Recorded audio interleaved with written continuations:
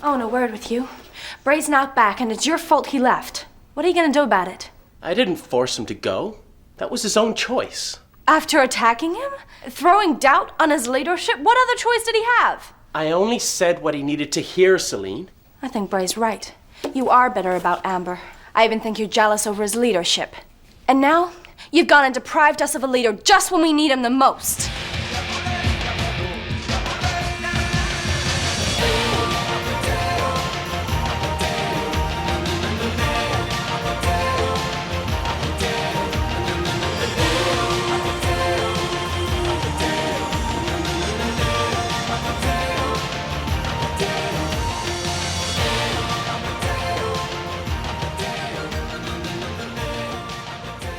Welcome to Series 3, Episode 42 of Conversations on Eagle Mountain, a podcast about the tribe. I'm your host, Lance, and joining me on the podcast panel today is Liz. Hello. Sabine. Hi. And Tamsin. Hola. With episode notes done by Matt and myself. So Series 3, Episode 42. The screenplay was done by Joe Boyle. It was directed by John Reed. And the episode synopsis were read out by Tamsin. Bray tries to numb the pain, while in the mall, Salene blames Pride for his disappearance. Ned and Ebony each try to get the upper hand in their uneasy alliance, and KC makes an unusual trade. Discovering that Bray's bed hasn't been slept in, Salene confronts Pride and blames him for Bray's departure. This tribe exists because of Bray. Yeah? So what's the tribe gonna do now that he's walked out on them? Meanwhile, the guy you're accusing of driving him away is planning how to get Amber back. Something wrong somewhere, wouldn't you say? So yeah, panel, what did you make of this argument? I guess it makes sense for who's involved in it. I mean, Salene looking in to see if Bray's bed had been slept in. Very Salene. Of course he'll notice that Bray isn't in his bed. I love the way she just walked in there. I know there's no door, but still. I'd like to know why these guys always assume that if somebody spent the night away, like didn't come home that night, that they're gone forever. Like I don't. Especially with Bray. They jump to such conclusions, and it doesn't work because literally Amber and Trudy just disappeared, and look how long it took them to realize that something was wrong. Like they were actually gone and didn't go for a walk or something like that, or like they spent an entire day coming up with all the excuses in the world for why the girls weren't in the mall anymore. And yet Bray didn't come home last night after he was clearly very upset, and it's an immediate he's run away and he's never coming back. Rather than, hey, he needed a night out. You know what I mean? Like, I understand being a little concerned that, oh no, Bray didn't come home last night. I hope he's okay. But you jump to the conclusion that, well, that's it. He left outside. And also, Salene, why on earth do you know Bray hasn't slept in his bed? Have you been sitting out in front of that non-existent door all night? Or, did you... How early is it? I think it looked quite tidy though, so I think it was obvious that no one had slept in that bed. Yeah. What if he had made it? What if he was just up early and had made his bed? Or he just didn't go to sleep because he was up all night worrying or being upset? Or like, unless she made that bed herself, and Bray never does that, there's no reason not to expect it to have been Bray who made that bed and just went out early that morning to, go look for his pregnant girlfriend. Yeah. I mean, another thing you could say is maybe Bray can't actually sleep in that bed without Amber. So instead he's gone and taken his old hammock somewhere and he's just in another space in the mall. Yeah, something. Just, it's such a huge conclusion to jump to that he's just gone, when it's like he was upset. It's creepy. There's it's so like many... Salene kept tabs on it. Right? Like, he could be on the roof. He might have spent the whole night, either someplace else or just, it would make sense if he wasn't able to sleep or sleep in the bed where Amber isn't there or just didn't go to bed because he's got things on his mind. I don't know why you jump to, he never came back. He must have left us. Like, for someone who's going to defend him so ardently, have a little faith in him. just a little. Is it truly he's left us? It's not a He left me all alone here, Salene. Mm. I love Selene's comment about there wouldn't be a tribe without Bray. And you're thinking, what are you smoking, girl? From her point of view, maybe it feels that way because for her, he was for her many of the times he was the reason she felt like their tribe had a future, a hope. Even from day one, that's how she felt about about Bray. The idea of him leaving, even in season 1 when she barely knew him, felt pretty devastating for her. So I guess from her point of view, I could see why she structures the tribe around him. I'm sure she likely felt the same about Amber, but then Amber died, you know what I mean? And so it's like she no longer associates Amber that way with the tribe. In her eyes, it was Bray who kept the tribe together, even though he was the first to want to abandon it after Amber's death. You know what I mean? Like, I just guess from her point of view, that makes some sort of sense. I mean, if we're being honest about who actually kept that tribe together after season 2, after season 1, what happened in the explosion, it was Trudy. Trudy kept that tribe together. Yep. Aside from her jumping to the conclusion that Bray is just gone, I guess it makes sense that she confronts Pride on it. Like, you chased him off by, and thinking, you're jealous of him. I mean, she's not wrong. Pride clearly is jealous of Bray. And then, of course, Pride being like, look, it was Bray's choice wherever he's gone, whatever he's doing, May defending him.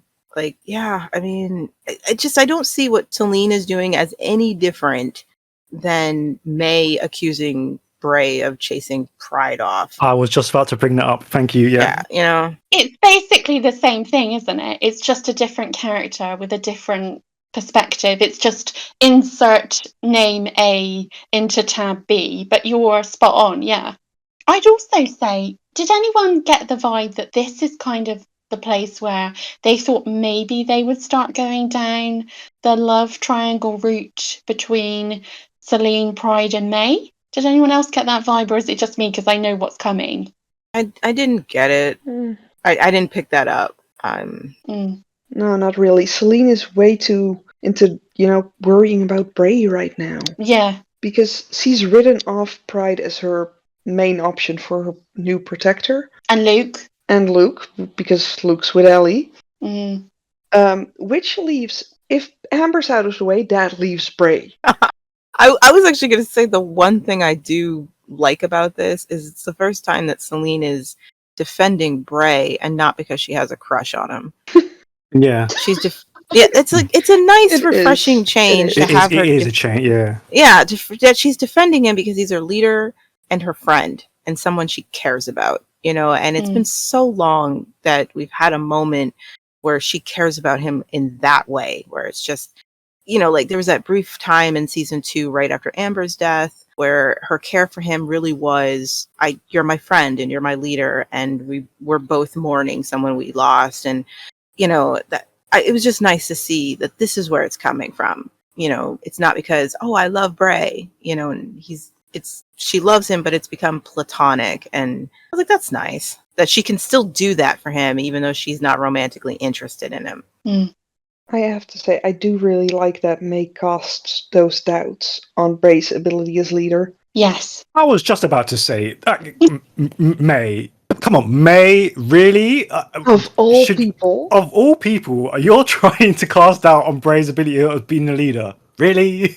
See, I wish it hadn't been May who said it, because it's not that she's not being, like, what she's saying isn't somewhat valid. We've made our own arguments about Bray's ability as a leader, but it doesn't work as well because we know the only reason May is doing this is because she's defending Pride. Yes. Like, otherwise, we know that May doesn't care what kind of leader Bray is. No, not.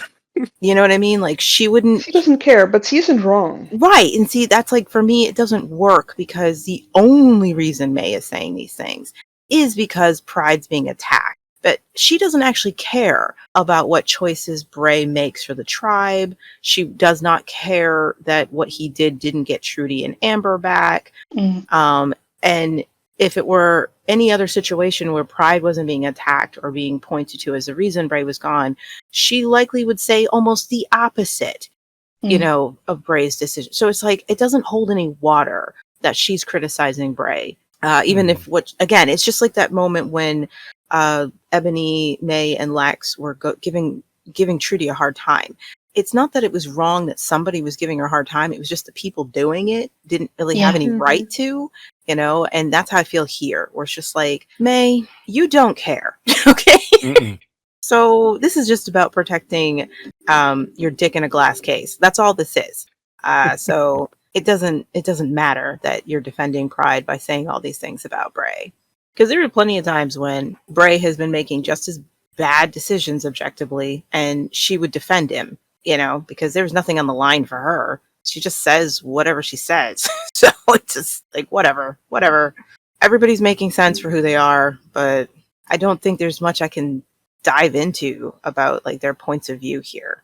Yeah, and I think it's interesting, like both you and Sabine have said, that it's the perspective that they actually have this argument from. The person who's pointing it out is May, and like you say, she doesn't really care.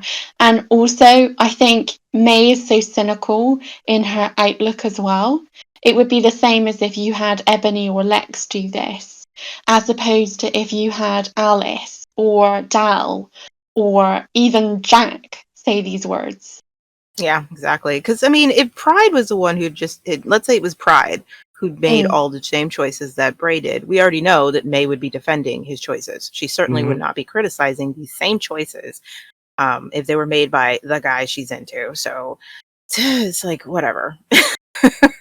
And I guess that's maybe why they chose May to do this. Yeah. Because it's a point that needed to be made that, there's something to say about Bray's choices, but it can't be made by someone whose opinion we actually respect in this matter, because that would make perfect Bray look bad. But someone needed to say it, so yeah, better let May do that, because her motives are no different. I agree. That makes sense.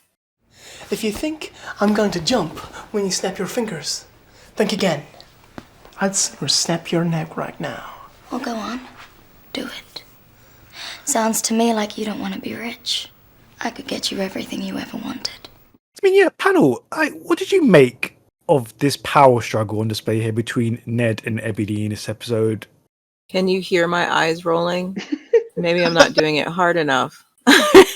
Okay, I'll start with some positives. I think the acting is good. I'll just say that. I think both Ned and Ebony, their acting is great.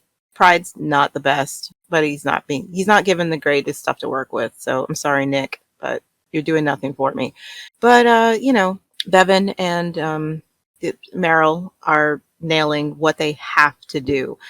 But okay, is that all for the positives? Is that all I got? Yeah. That's all I got.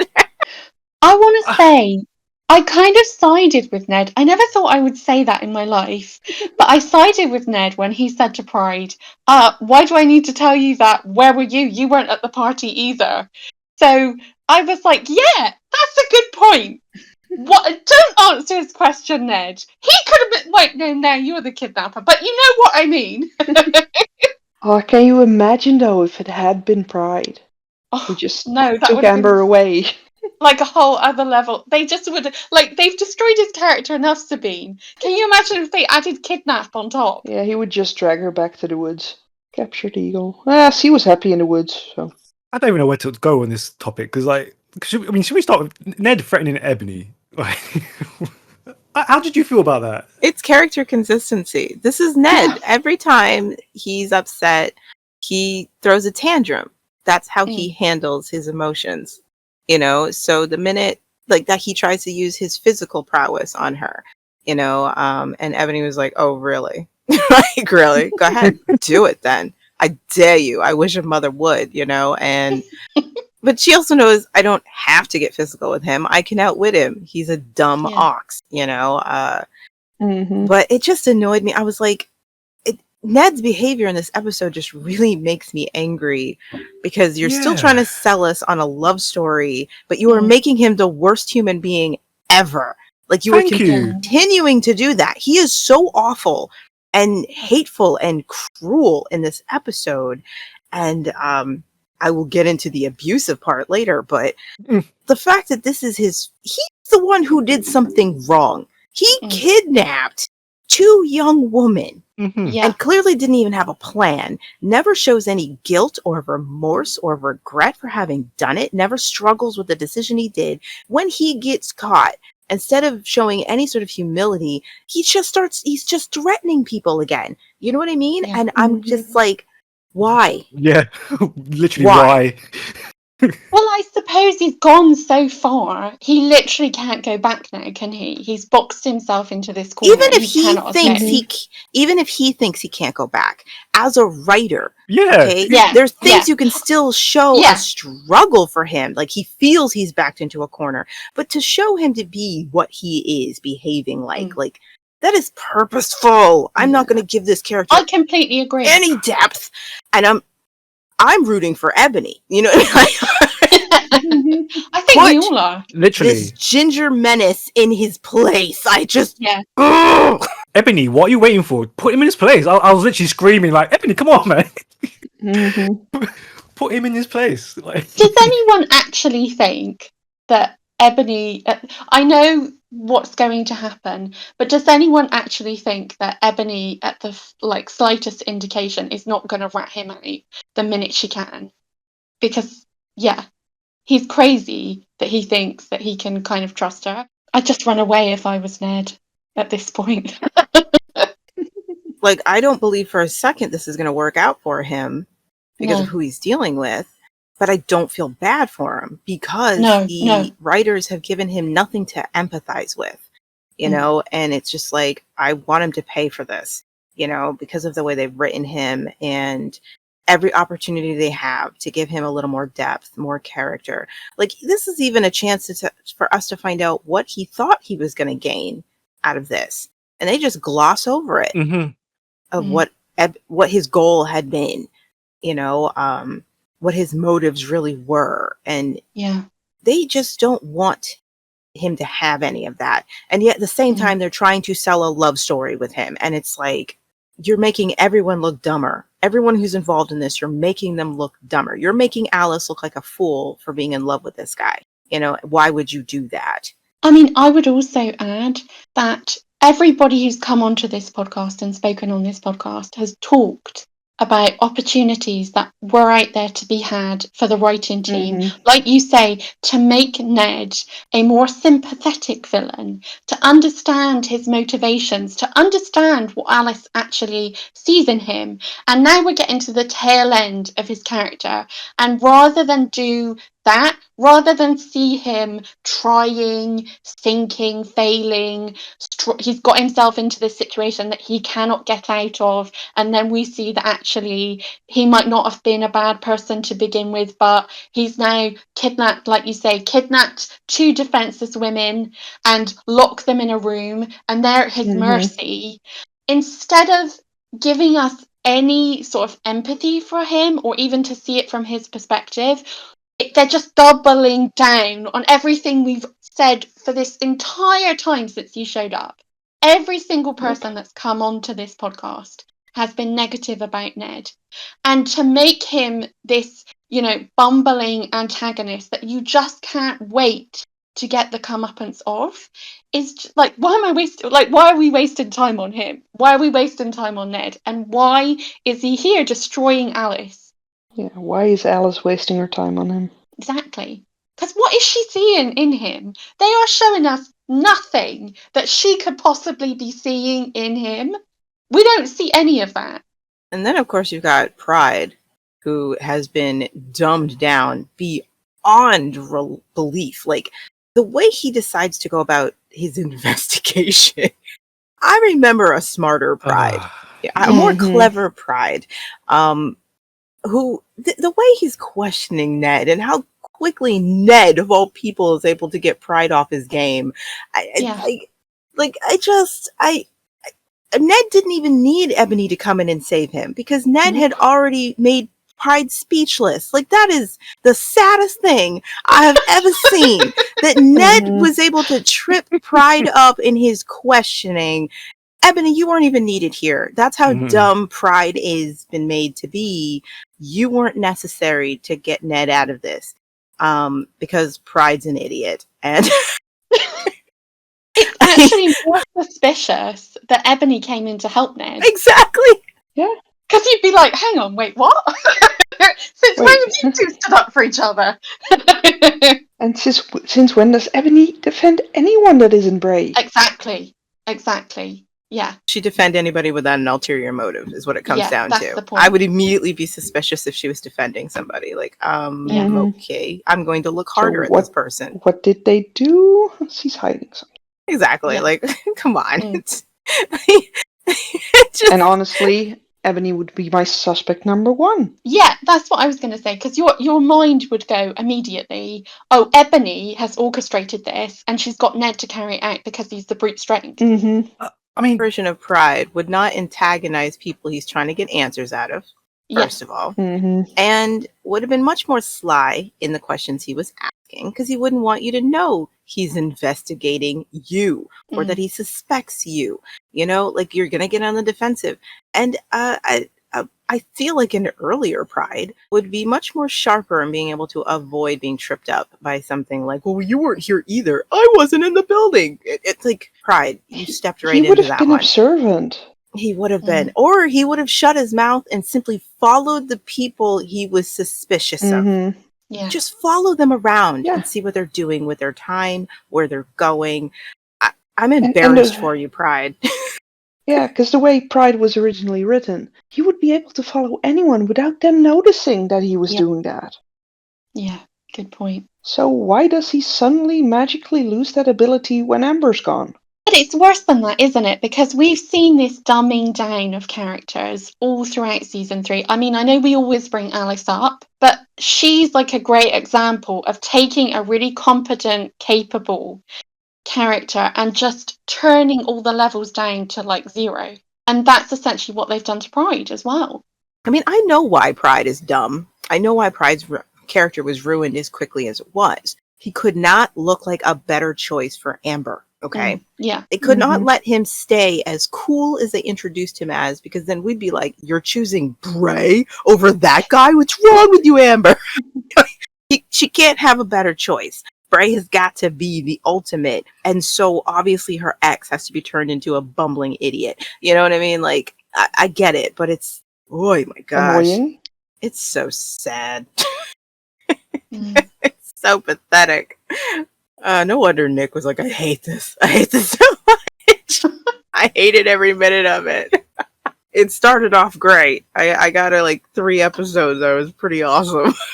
I mean, there's a question I was going to ask. Like, does Ned know about Ebony? 'Cause I was watching this scene earlier, and I was like, does he actually know Ebony in her past? Because the way he's acting doesn't quite match up. Like, it's acting like he knows everything when she doesn't even know him. He doesn't know her. You see what I mean? Like, this information has come out of nowhere.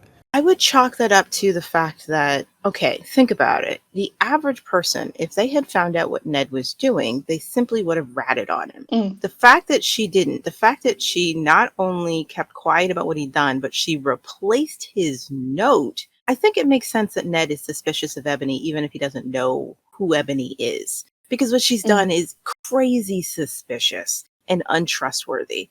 You know, because who the heck else in the mall would have done this if they caught Ned?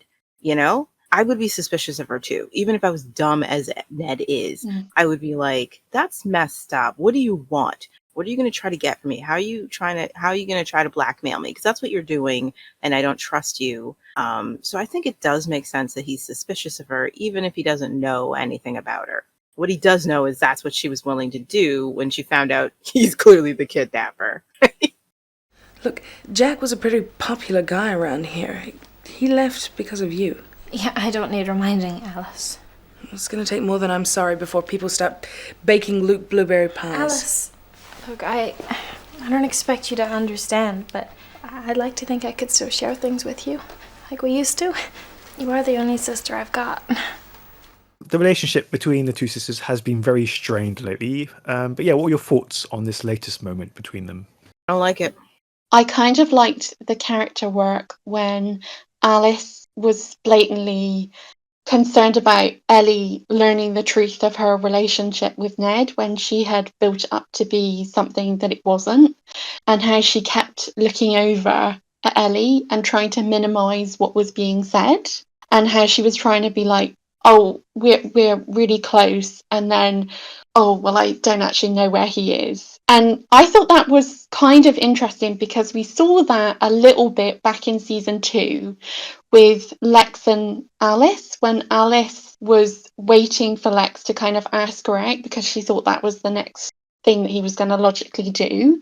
And I thought maybe there was a little bit of the old Alice there, but not really in this scene at all. But I just thought that was an interesting bit of acting between Vanessa and Jennifer, how Ellie looked more and more awkward as it became apparent to her that what her sister had just said was not true.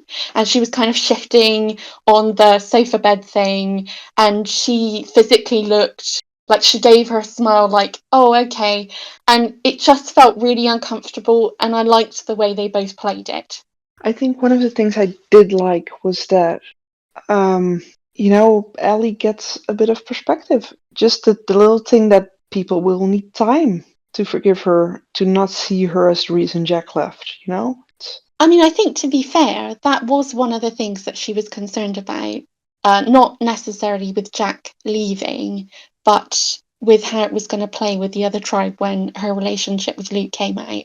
Which, makes sense. But you're right. That kind of feels like a little bit of the sort of advice that Alice would have given her in season 2. Yeah, exactly. It's, I just like that they managed to at least put that in there to give us that little bit. As for Alice trying to hide how things really are between her and Ned, yeah.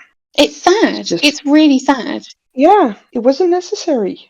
And Alice so deserves more than this. Everybody thinks she deserves more than this. Probably everybody in that mall knows she deserves more than this. Mm-hmm. And, it is baffling at this point why she's continuing with this relationship, because it makes Alice seem like the saddest sack that's ever come into the mall. And I mean, she shares a living space with Salene, so we know that is not the case, right?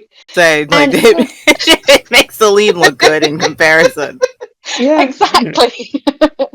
And I just don't understand why they're doing this to her, because it boggles the mind. Alice is not only, Alice is a hot piece of ass. Let's be real. She is. Look at her, right? She's capable. She's hot. Who wouldn't want her? Why is she hanging around with this guy that doesn't respect her and is borderline just demented? Why is she with him? Honestly, I always felt kind of offended by that, because it feels like, because of Alice being, a bigger girl in this, it's like they're making fun of that. Like, oh, yes, he has to settle for someone like Ned.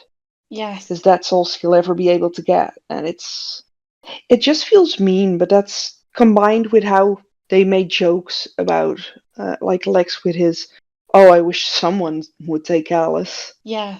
It's like they've always, it's great to see someone like her in a show like this, but just the little hints of, making fun of her because of her size seems to be a part of, at least that's how it comes across to me, that you're not wrong. It feels like that's why they paired her with someone like Ned. I was just going to mention about how they treated Ryan. They kind of treated Ryan in a similar kind of way, and Ryan was kind of like the only plus size guy, and they kind of treated him in the same way that they treated Alice. And there's this assumption, when in reality, someone like Lex, who would literally have sex with a door if it was left unattended, there is absolutely no way that he would not be a rat up a drain pipe when it came to Alice, right? If he thought she was into him, he would be there. I'll admit, the one thing you guys said that's positive is that it is that subtlety of Alice trying to hide from her sister that things aren't great.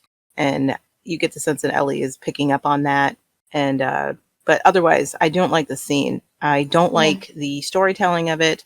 I don't like that the narrative is basically telling us that Ellie is the only one who should apologize or make peace. She is making all the efforts to connect with her sister. It doesn't make sense to me that Alice would not also apologize. And even physically, it's Ellie who's moving closer to her sister, trying to close the gap between them, even though she was not the only one who was wrong in their last fight. They both said cruel things to each other. They were both wrong in how they handled that situation. And yet Ellie's the only one who's trying to fix it. She's the one who came to the room. She's the one who immediately apologized. Alice has nothing to say to that except to accept the apology. Like, what? You have nothing to apologize to your sister for? Because I can think of a lot of things you should be apologizing to your little sister for. And it's Ellie who is trying to make peace and show that she accepts this relationship. And Alice has nothing to give in return. She doesn't make a single overture towards her little sister. I hate this because it's just that narrative saying that Ellie is somehow just this horrible villain of the story and everyone should be mad at her because she doesn't freaking love Jack anymore. You know what I mean? I'm just like, I hate the scene because it encompasses. They keep reinforcing that, don't they? Yeah, that entire message. Yeah. And I'm like, they both had a fight. They both said terrible things to each other. They were both wrong. And in the old Alice would have totally apologized. I get that Ellie was the first to do it. That might be the dynamic between siblings sometimes. You're waiting for the other one to stop being mad. And when they show that you can approach them, then you can approach them. So Ellie coming and saying, I'm sorry, you could see that Alice was just waiting for her little sister's temper to go down before, like, you know what, so am I, or whatever. But I really freaking hate the whole visual storytelling of this. And just like, Ellie shouldn't be doing all the work to try and reconnect these two. Alice definitely needs to do her fair share because she is just as much in the wrong for the severance of this relationship, if not more in the wrong. And yeah, it makes it hard for me to have empathy for Alice in the scene. It's everything you just said, Liz, but it's even worse than that because it's actually Alice who goes into Ellie's room. Yeah. And then Alice just sits and waits for Ellie to approach her and apologize. It makes it even worse. Like, why is Alice being framed as the one in the right here? Like, she hasn't done and said anything bad to Ellie. Like, I don't like how it's framed at all. It's horrible. I know I say this every time I'm on here, but let's not forget that this whole situation was essentially started by Alice. She was the one who said, hey, I think that blue-haired guy has a thing for you, Ellie. Why don't you go over and try and make things easier for the tribe?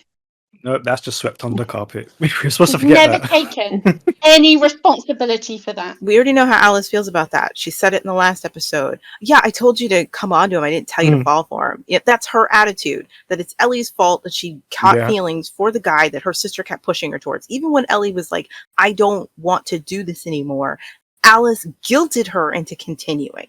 You know what I mean? Like, so this scene just encompasses all of that and makes me angry. As Lance just pointed out, Alice approaches her sister as though she's waiting for the apology she deserves, but she got nothing to offer back. Like, oh, okay. And I'm supposed to feel bad because, as the next subject will go into, I'm supposed to feel bad. And I'm just like, you know what? I've had it. Yeah.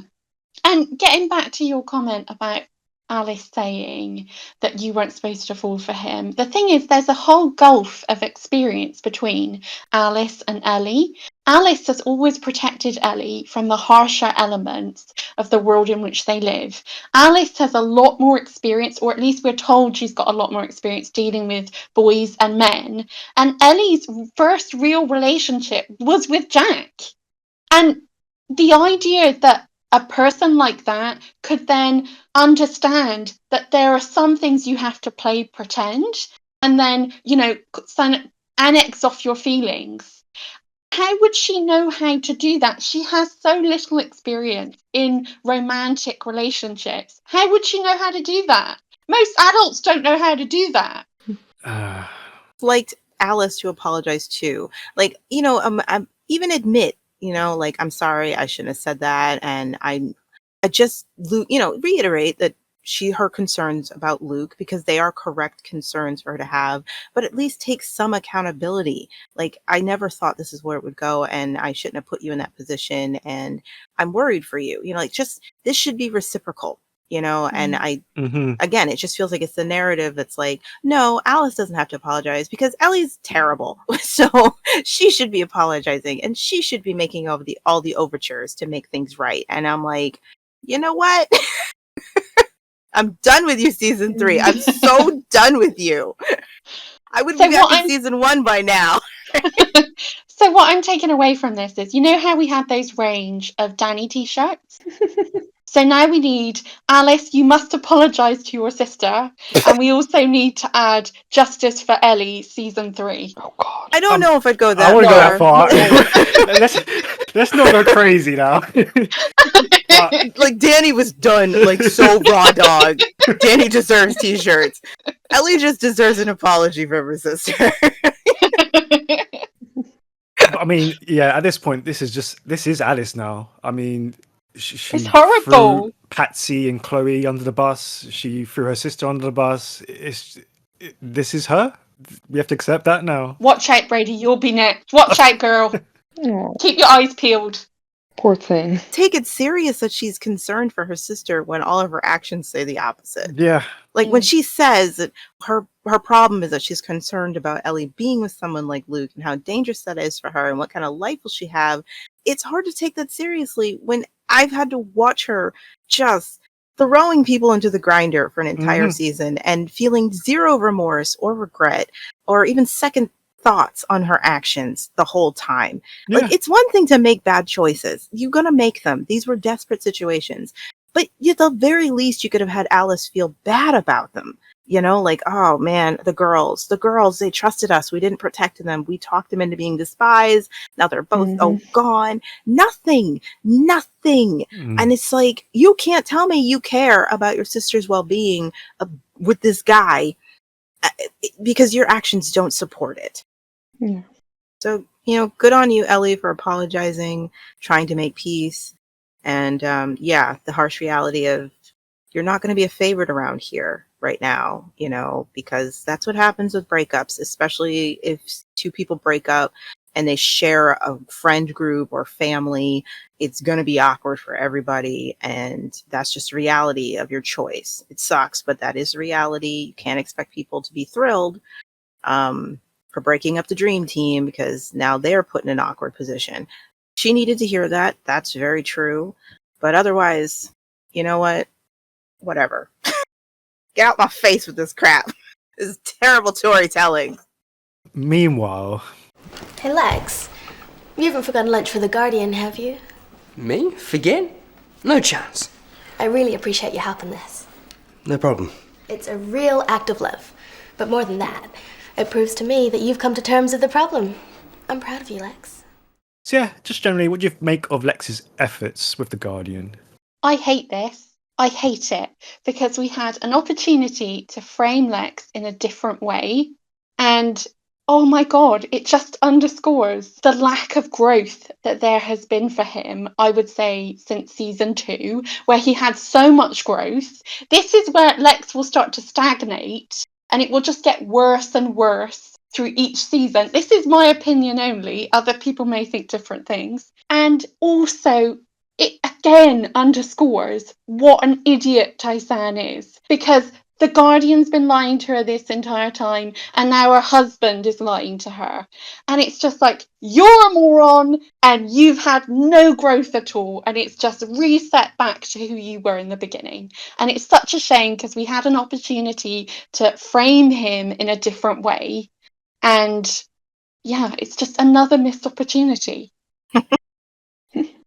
Yeah, I think Lex's last moment of growth is when he and his wife said, we won't let anybody come between us. Like, that was his last moment he gets to show any kind of growth or character development.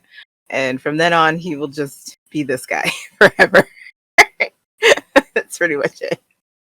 It's so disappointing. I did like Caleb's performance, his body language, his regret of letting his wife talk him into this, and you can see he's internally responding, like reminding himself, I love my wife. I don't want to fight with her.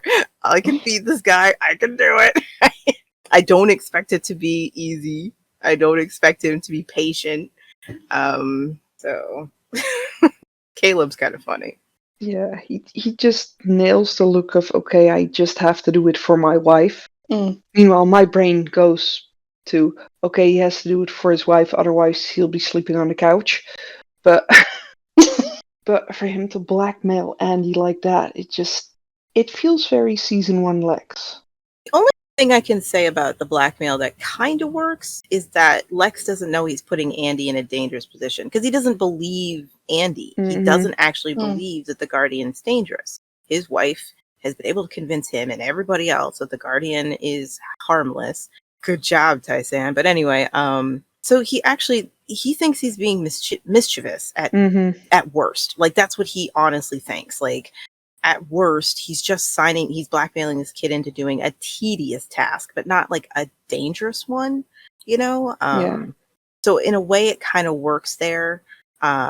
It does suck for Andy, though. Like, nobody believes him. He's like the new Chloe. And the difference is Chloe wasn't very clear about the things that Trudy was doing to her. You know, she would just say she's weird, she's different, but she wouldn't tell people the specific things Trudy was literally doing to her. Where Andy he's not hiding anything. He's not being vague. He's being straightforward with every single person he tells that this is what he said to me, this is what he did to me, and nobody's listening to him. So I actually feel worse for Andy. Like, he's literally telling everybody who will listen to him, and nobody believes him. Everybody writes him off. Yeah, and I guess that's the sad part for him. It's like the others, they don't know Andy well enough to know whether that he's, they can't decipher if he's just a scared kid who's, just making this up, or it's just his imagination, They don't know if it's his imagination or if this is a child that actually speaks the truth. Yeah. His twin sister doesn't believe him. She should know Andy. She should know when he's actually scared about something or genuine, and even she wrote him off. Like, he has nobody who will listen to him, and he's telling everybody. To be fair, though, to the other mole rats, all we have really seen of Andy is that he's a baby scammer. Like, his brother is Ned. He spends all of his time with KC. They've always got some sort of racket on the go. So all that, they don't, like you say, Sabine, they actually don't know much about Andy at all. And what they have seen is that he's basically a bit of a liar and a scammer. So, like, why would they believe him? His own sister, his twin. Yeah, I agree with the twin part. Yeah, I do agree with that. I'm just, from the perspective of the other mole rat, I can see why they don't believe him, but then that argument falls down when it comes to Tally. Get people not believing him. I do get it. I just feel awful for him because he is telling everybody who give him a moment. He tells them. He's not hiding what he knows, and nobody is listening to him. They're even poking fun at him, like, oh, you silly little boy. But, like, even his own sister, somebody who should know him more than anybody in the world, can't tell when her brother is genuinely afraid. Like, this poor kid. It sucks. I'm sorry, Andy. I'm so sorry. All right, let's do this. So, not knowing why Ned has been acting so grumpy lately, Alice enlists Casey's help to organise a surprise to cheer him up. These are my great-great-grandparents. Alice, I can't take this. It's irreplaceable. But if it gets me what I want today, what do you say? What is it you want? I've made a list. I need everything delivered here by 2:30. Okay. So, what did you think of the date and Casey's role in it? Can I just say, I think KC should be an event planner. I think if this scams and low-level criminal activity doesn't work out for him, he needs to go into event planning and staging, sort of like wedding photography, because that boat was chef's kiss. He did a great job there. I mean, we're not going to, talking around the date at this point. KC rocked that, and he's got a future ahead of him. He has shown to be so capable of doing this, like with Ryan and Salene and the whole Venice. He is more resourceful than anyone. He's very. I tell you, the most resourceful character in the entire show. Yeah, he's got this hands whole down big future of photography staging ahead of him. Casey is the MVP. He's the MVP, and he's the only thing that saves any of this subject that we're talking about. Yeah. Like, let's just give him his flowers. Casey is amazing. I did love that scene between he and Alice. I thought that was beautiful, especially when you think of like just where they've been in their relationship, and they get to have this tender moment where she trusts him, asks for his help, and Casey is just like, we're friends, we're family. I'm not taking something valuable from you. When this means so much to you, I'll figure it out. She gave him a time it needed to be done today. Yeah. You know what I mean? And clearly that list was ridiculous because we see the date and you're like, you needed him to get all of that by the afternoon before dinner? Alice, are you serious? And that is a gorgeous scene. It's so sweet. And I'm just like, I have been saying it since Casey showed up. He is amazing. Okay. This is why I would not take any abuse towards this kid. You know what I mean? I've been singing his praises because I was just like, have you watched him in the 3 seasons he was around? Casey was amazing. Okay. And we've gone from talking about a lack of growth with Lex, and KC is the flip of that, because KC's had so much character growth that when he refused to take that locket/watch, I couldn't quite see what it was, you totally believed it. It didn't feel out of character. I knew that he wasn't going to take it, even though I couldn't remember it. And that's great writing. And that's, like you say, why KC is a brilliant character. Okay. To the crap. Now that we've gotten the one shining thing out of the way. So basically, the show not only wants me to accept that Alice is dead and gone, they also want me to accept that she's going to put up with an abusive relationship and be the kind of woman who, when her partner is being abusive toward her, whenever he's in a mood, there's no rhyme or reason, she is going to scramble to please him in some way.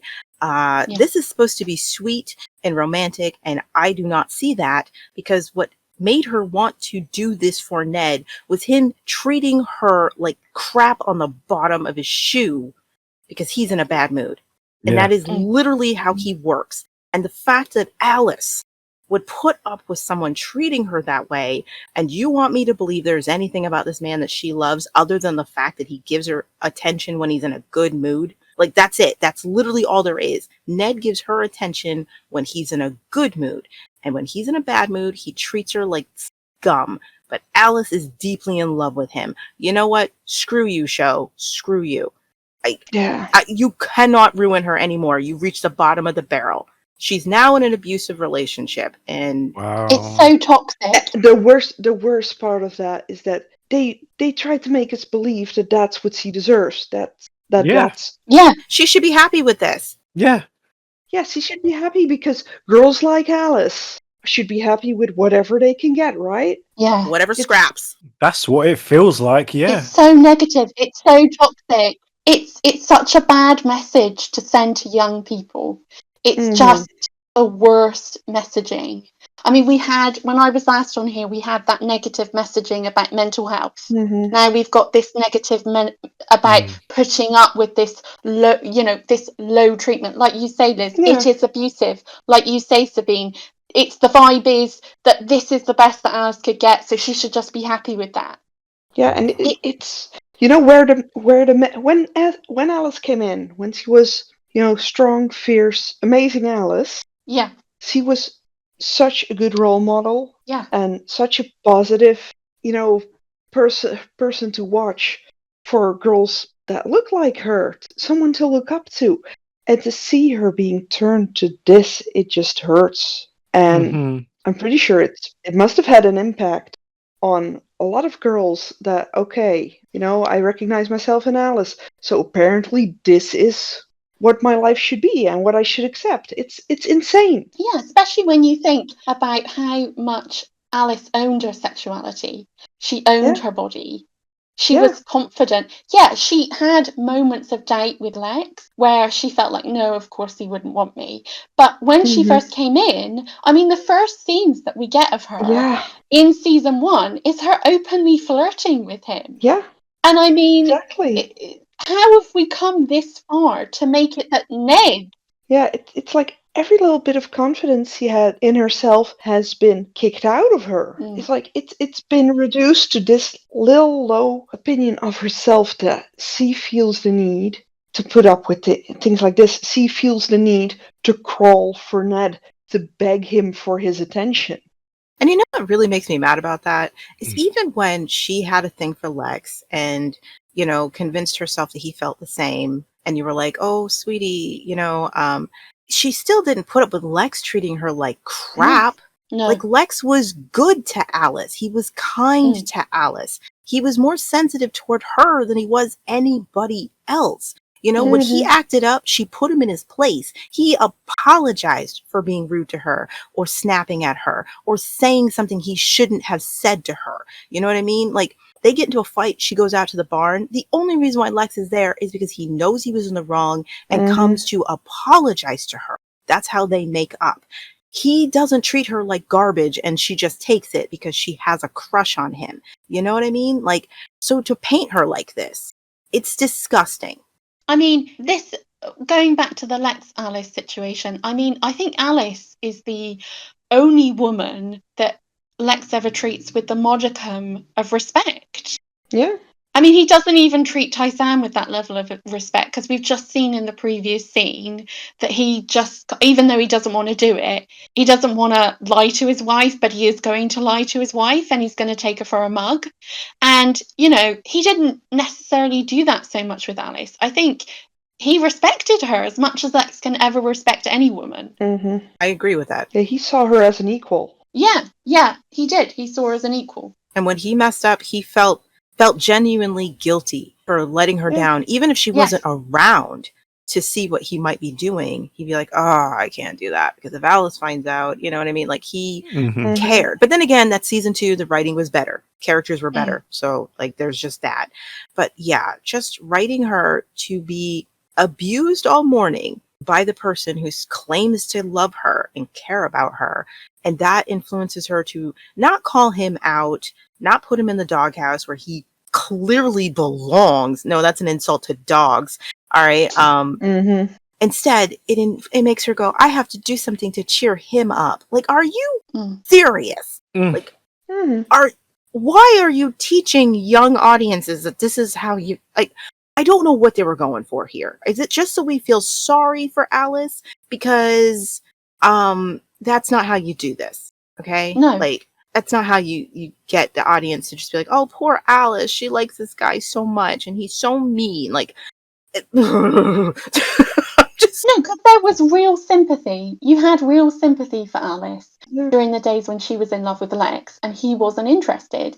It felt like you could totally empathise with her because the signals that he was sending out were so confusing. And you could understand, like, I get why she is trying to dress like Sandra.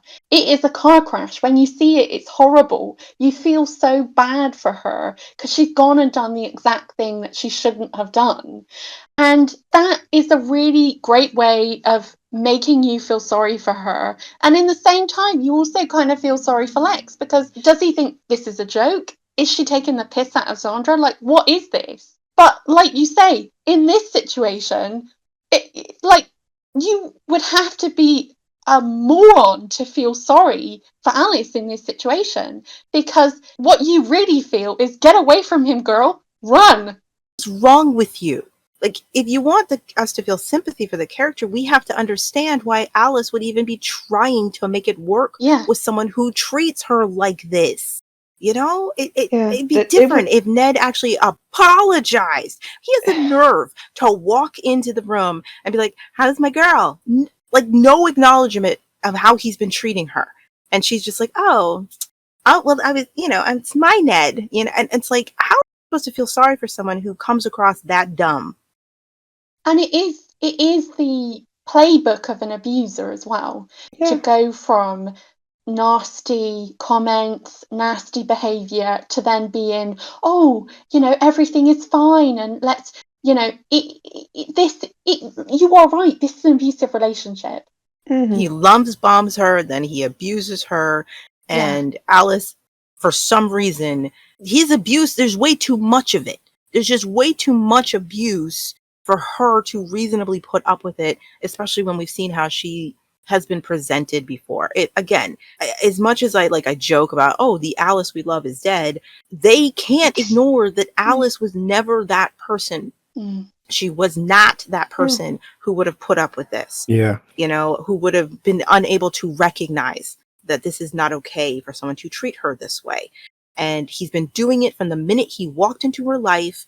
And if you have to count up, let's just do checks and balances of the times he's been good to Alice and the times he has been horrible to Alice, they do not balance. I would also say, oh, sorry. No, I was just going to say, there's just not enough love bombing to balance out the abuse that we could at least be like, all right, it's believable maybe that she could fall into this abusive relationship, because anybody can. Let's just make that clear. It's not a lack of character or a weakness in you as a person if you find yourself being abused. But if you're going to present that story, you have to do it realistically. You know, people do not immediately fall into an abusive relationship because their abuser starts the relationship by smacking them. You know what I mean? Their abuser starts the relationship by showering them with love, and then the abuse creeps in, because nobody's going to walk into a face slap. Okay.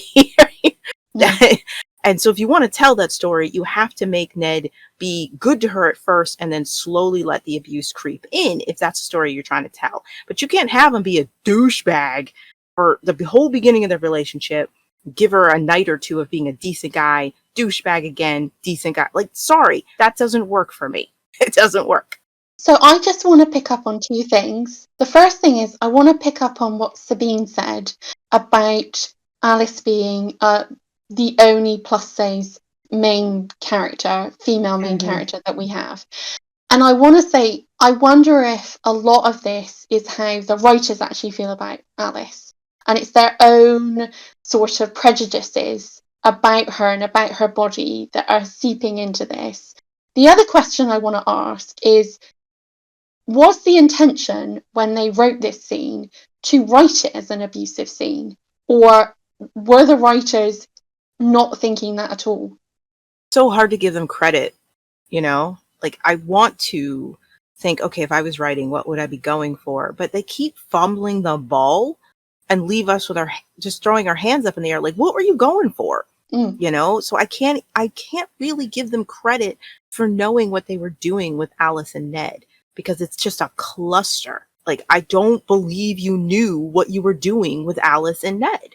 Well, the reason why I asked that other question, which is, do we think the writers were intentionally writing abusive relationship, is because there's this horrible thing in the back of my mind that they actually don't think they were, even though they actually were. Yeah. And that is the most horrifying thing of all, that anyone could commit this to paper and not see it as abuse. Exactly.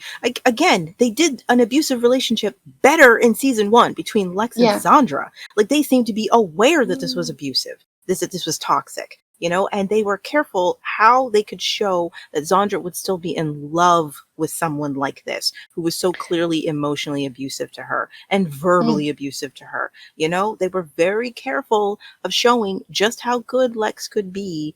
And also, it reflected what Zandra wanted out of a partner, what she was looking for in the world, the safety she wanted, not to mention compounded by the survival situation they were all in. It worked. They thought about it, you know? So you at least get it. You look at them and you say they're toxic and he's horrible to her, but you're not like, Zandra's just a freaking moron. You understand how she ended up in this relationship with this guy, with the world ending. But this with Alice and Ned, I don't believe much thought was put into it at all. I think Sabine probably is right. They look at Alice, see a plus size actress, and say, this is all she freaking deserves.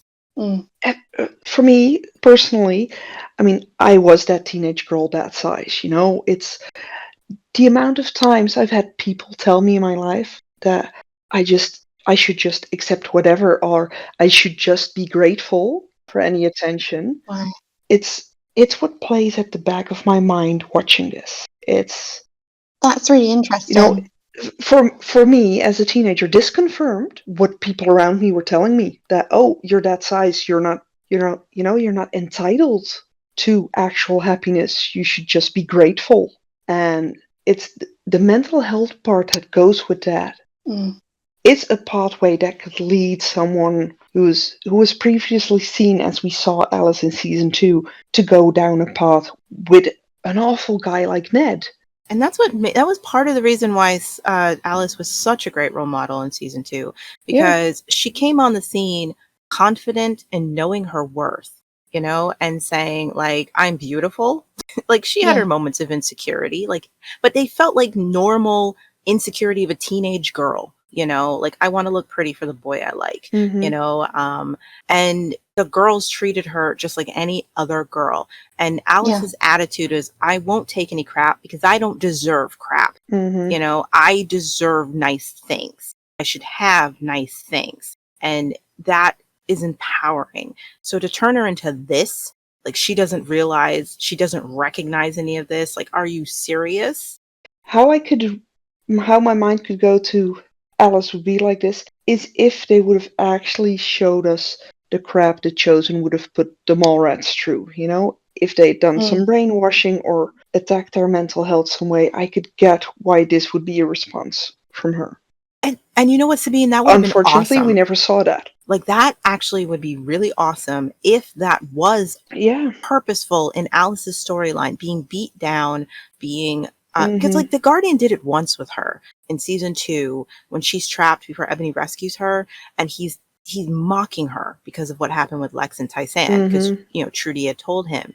And we see how much that hurts, that the two people she loved so much did this to her and betrayed her. If they had kept playing on that insecurity, playing on that hurt, pulling that string, then I could buy Alice ending up with the one guy who's willing to give her attention, even if he's a total dick cheese.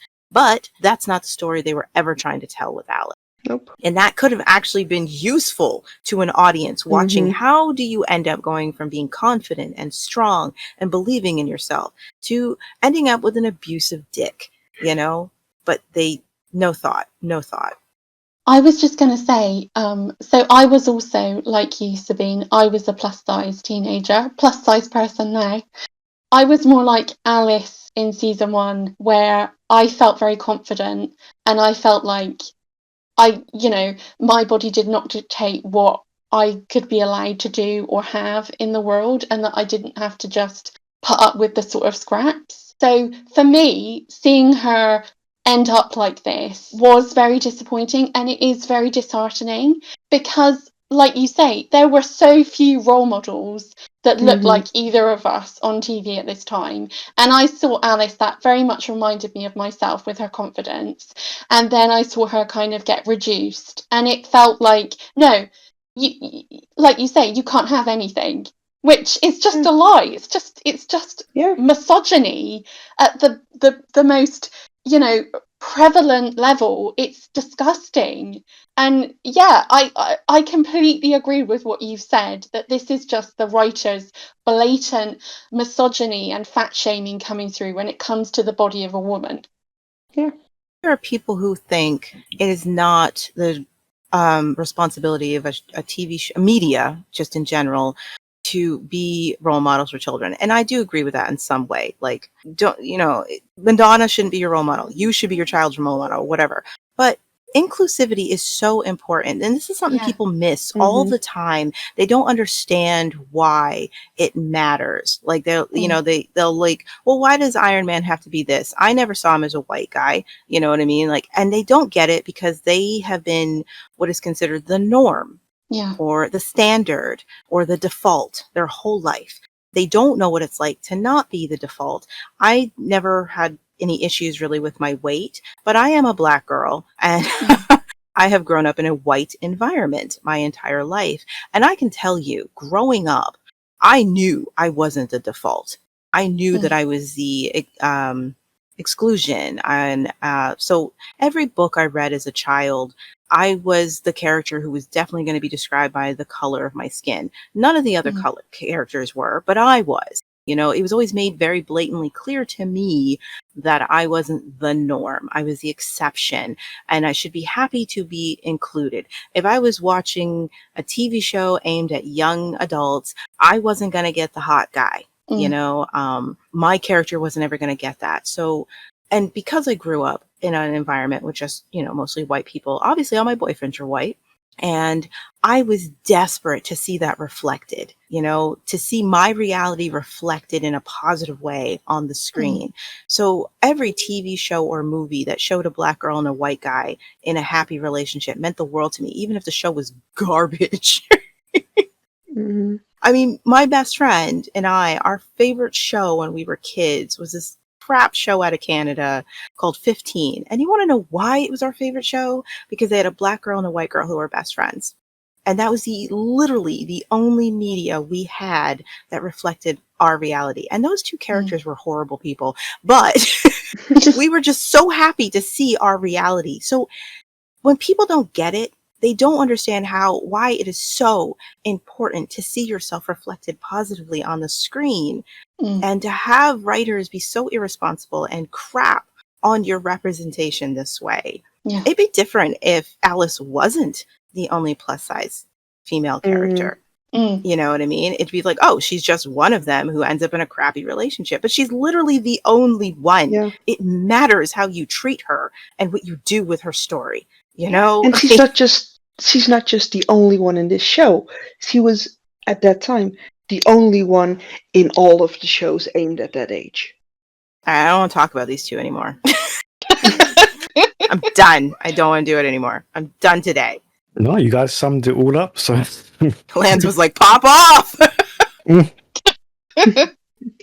right, that brings us to our final thoughts of the episode.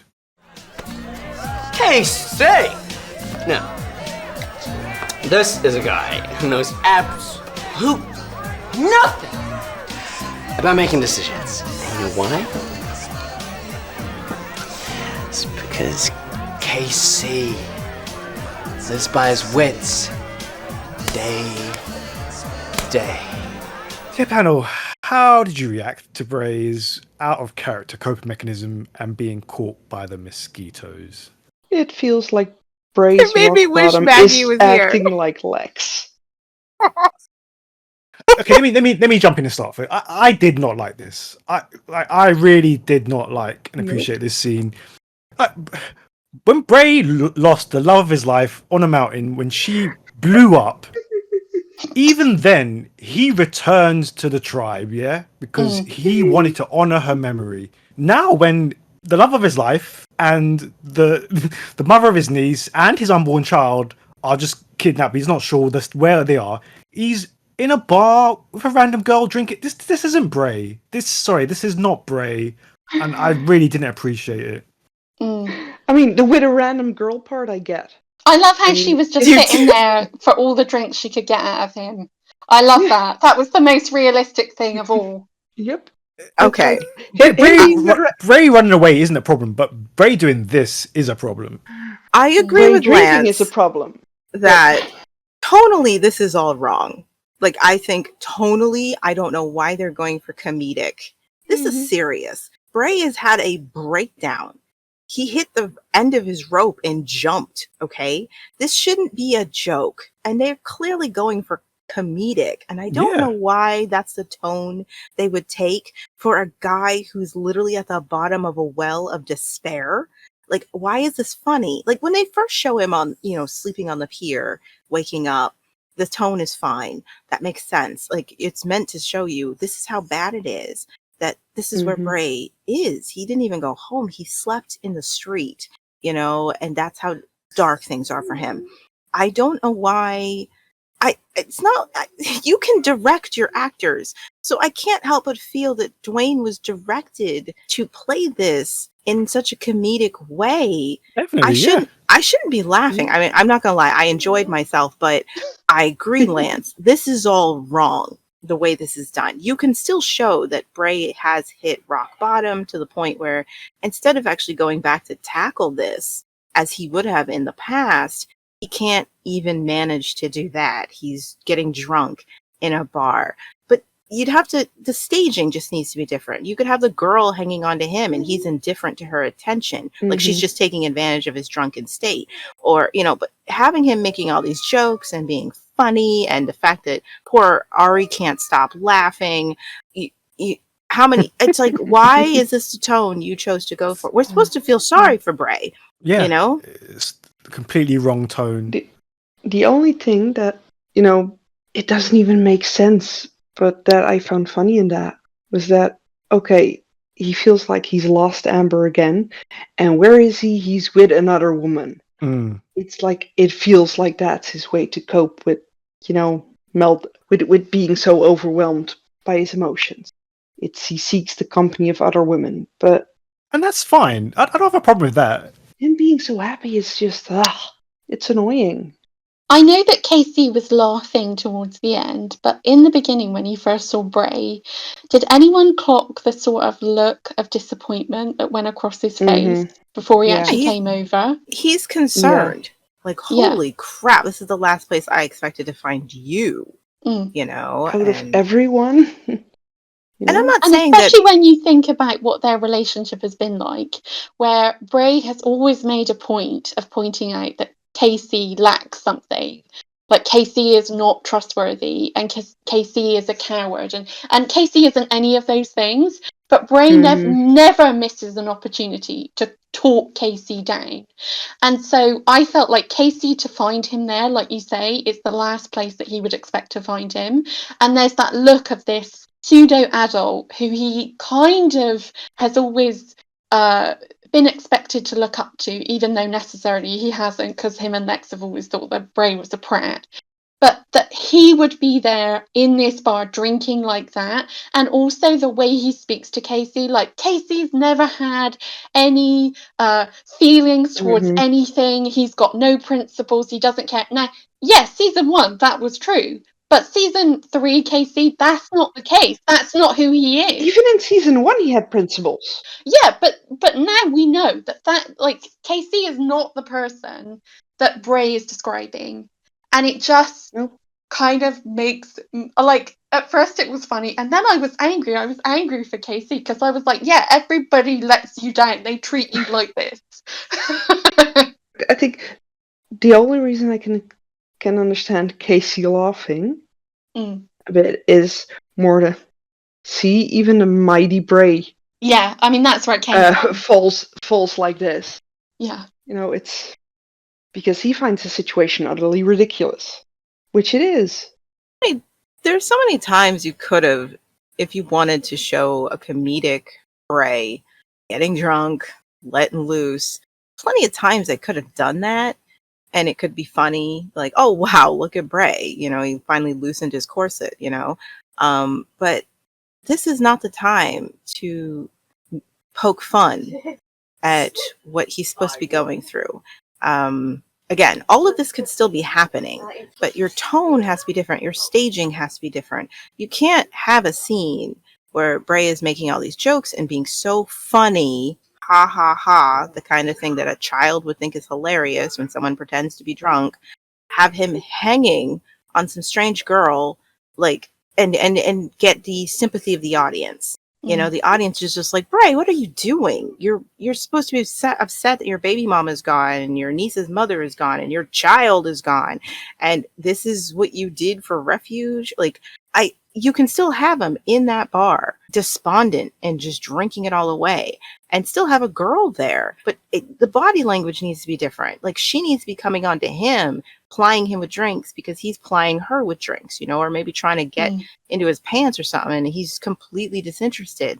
Like, this can all be done, but it can't be done the way they did it. It can't be done with this tone where we're supposed to be laughing. Because I was laughing my butt off because Dwayne's performance is hilarious.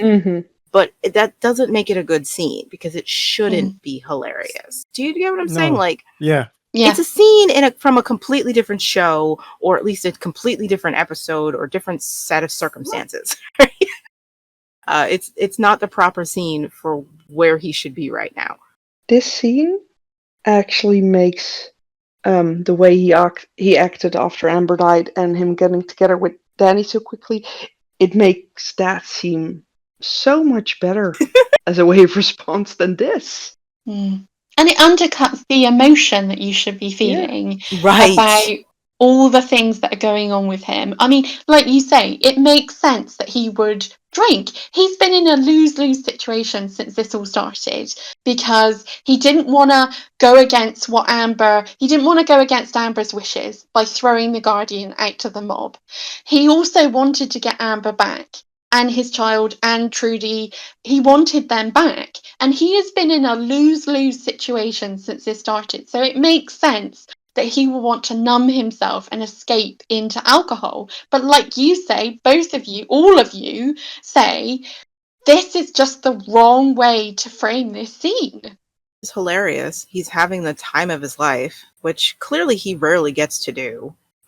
He is hamming it up. And I wonder how many takes it took, because I know Ari broke several times. Yeah. But yeah, it's a shame, because we are supposed to be feeling the depth of despair that Bray is going through, and instead we're like, really, Bray? Because that's the way this will be continually framed, that Bray was wrong for hitting rock bottom and needing to go out. He will later be chastised, like he was out partying. And it's like, well, yeah, he clearly was. That's the way you decided to frame it. Like, he's out partying and hooking up with girls. And like, I think he deserved better. I just do, because he has every right to be this broken after everything he's gone through. Season 3 has not been kind to Bray, and he's been thrown for a loop one after another. Just jeez, and I just don't know why this was a choice, to be honest. But I was amused, I guess. But it's like, to the detriment of what? Your storytelling? I hope my laughter was worth it. I mean, I also just hate as well that hitting rock bottom means you drink. There are other ways and methods to show somebody at their lowest. I really don't like how it's just, they end up drinking, becoming alcoholics. It just rubs me up the wrong way. I really don't like it. But do we think these writers are capable of showing anything other than the most obvious? Yeah, they used to. They used to. But this season has shown that they're not able to do anything but basic and then make it confusing. But I wonder if it has something to do with the changing censorship, because if we've all discussed how soft the show has become, and I just kind of wonder if, I mean, for example, we're going to get into season 4, and we're going to, instead of getting like drug use or addiction, we're going to get a metaphor for it. You know what I mean? Like, I kind of wonder if that is why they don't try to do anything deeper for where the depths of despair could take Bray. Because there are a lot of dark places that Bray could go. I wonder if the censorship kind of got in the way with that. So it was like, well, drinking is one of the last vestiges of darkness we can show. So we'll have him do that. Honestly, they did it so much better with Trudy. Earlier season. The depths of despair, I mean. They also did it better with Lex. Yeah. After Sandra died, he hit rock bottom emotionally, and then he started drinking, and that kind of made sense. And then he had to crawl out of that hole that he'd made for himself. It just doesn't fit for me. She ain't dead. He doesn't know that she's dead. He doesn't know the state of any of them. To reach this bottom, it doesn't fit. And and this is all about Amber, because there's no way in hell that this is about his niece's mother being kidnapped. Yes, we know. Nobody cares enough about Trudy. We get it. We get it. He even talks about the baby and Amber, and he doesn't mention Trudy once, does he, in the bar? So we know it'll never be. We all know nobody cares about Trudy. It will never be equal. But you know what I mean? It's like, I just hate it. Yeah, it's again. This is one of those examples of something being revisited, because apparently the creator only had 10 ideas, and every time they get revisited, they're done worse than they were before. Okay, so now I need to do a T-shirt that says, "Will somebody please care about Trudy?" Justice for Trudy. No, I need to save that T-shirt for season 5. Oh yeah. And yeah, because the mosquitoes are everywhere at all times, of course, Bray runs right into them. You know what? I said, yes, Maz, he deserves this butt kicking. Yeah. I'm sorry, Bray, you're going through some crap, but the abuse you put Maz through, I hope she makes you bleed. Like, you deserve it. I don't care if you're Lois. I listened to the episode that was dropped last week where you guys were talking about how they walk into Moz's home and they basically assault her. And yeah, I'm like, yes, this is justice for that. Justice for Moz Moz. and the mosquitoes. Now, I didn't feel bad when he ran into her. Get your chain dildo out and beat him with it. Come on, he deserves it. How dare he break into your sex shop warehouse and treat you like this? He has had this coming from day one. Girls, beat him to death with your dildos. Telling you, Bray and Moz would have the best hate sex ever. Second only to Bray and Lex. Oh, absolutely. Oh, no, I'm not having that. I'm not having that. I am having Moz on my team. Okay? She does not want him. She is not a hetero. I'm not having that. No. Oh, but she could have. Apologies. She could have happily let one of the other mosquitoes have him. Yeah, fine. That's fine. Yeah, I didn't feel sorry because I felt like this was an ass kicking that was well deserved and he had it coming. So, like, if it had been someone else, I definitely would have felt bad for him. But because it's Moz and she's definitely owed this, I was like, yeah. It's about damn mess him time. up. It is. Get your lick in, girl. Didn't bother me. I was like, oh, you in trouble now. Karma came around real quick. But again, it was just because it's Moz and the way she's been treated by Bray, especially, she's owed this. And so I was just like, oh, well, look at that. I didn't feel bad for him at all that he ran into her, of all people. And she looked so satisfied. I was like, enjoy this, Moz. Yeah. Justice for Moz, queen of the lesbians and the mosquitoes. I want to know why KC trades a ring for a horse. Anybody? Well, why does he also trade it to Adamant as well? I mean, I was thinking about this earlier. I mean, a ring for a horse. I mean, but it's the Guardian's ring. They were threatening him, though, weren't they? I mean, they weren't going to take no for an answer. He did give him that look like, if you don't give me the ring, I will just take it and I'll take the horse as well. Yep. I mean, it's weird because we're shown that Casey is so good at making these wheels and deals, but I mean, he was pretty useless there, wasn't he, you know? Weird scene. I get it. They need to acquire the horse because Salene needs to have her weird redemption arc, I guess. I get it. They got to get the horse. But Casey is so unenthusiastic for it. Like, I'm just like, I honestly don't understand why anyone wants the Guardian's ring. I have analyzed the show and never even noticed the guy wore a ring. You know what I mean? Like, I don't get the importance of it, how Pony Joe even heard about it, and why Casey would trade it for a horse. I get why Pony Joe trades the horse for the ring. He's just trying to unload a horse that he can't train, whatever, wants the ring, fine. But it's so clear Casey doesn't want a horse. Yeah. and is like, I guess I have to. Like, you can't. Casey, I've seen you talk your way out of so many things. I don't think this is done well enough to convince me that you would just take this horse. Like, Pony Joe doesn't even try to convince you what you could do with the horse. You know what I mean? Like, I just don't buy the seed that Casey would just be like, oh, okay, I guess I have to take it because you'll beat me up. Like, come on. This is a weird way to acquire the horse. I have to say, I did like that they had one guy there to, identify the ring and to see that the former chosen got reintegrated into some of the other tribes.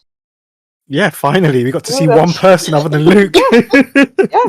See, there were others. I like the way Pony Joe introduces him, because he looks at him and the guy's like, yeah, that's definitely the ring. And Casey's like, who's that? And he's like, oh, he's no one now. Yeah.